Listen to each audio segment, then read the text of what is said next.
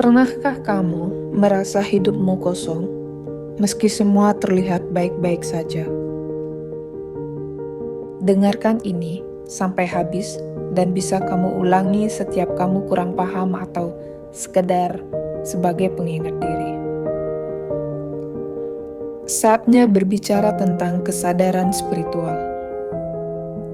Realita hari ini, banyak orang merasa lelah tapi tidak tahu kenapa. Pekerjaan lancar, hubungan baik, tapi hati terasa hampa. Itu karena jiwamu belum benar-benar terjaga. Kesadaran spiritual itu bukan soal agama atau ritual. Kesadaran spiritual adalah ketika kita mulai sadar bahwa kita bukan hanya tubuh, tapi jiwa yang sedang belajar. Kita berhenti menyalahkan hidup.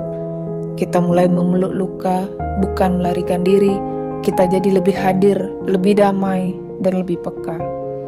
Kita tak lagi bertanya, kenapa aku? Tapi mulai bertanya, apa yang bisa aku pelajari dari semua ini? Kesadaran spiritual bukan pelarian. Ia adalah jalan pulang ke diri sendiri, pulang ke cahaya yang selama ini kita cari di luar. Kadang hidup terasa begitu sibuk, tapi hati seperti kosong. Kita jalani rutinitas dari pagi hingga malam, tapi saat kepala bersandar di bandar, ada rasa yang hilang. Itu bukan karena kamu kurang sukses, itu karena jiwamu sedang memanggilmu pulang. Kesadaran spiritual bukan tentang kepercayaan apa yang kita anut, tapi tentang kesadaran bahwa kita lebih dari sekedar tubuh. Kita adalah jiwa yang sedang mengalami kehidupan manusia, dan kita mulai sadar segalanya berubah. Kita berhenti menghakimi luka masa lalu.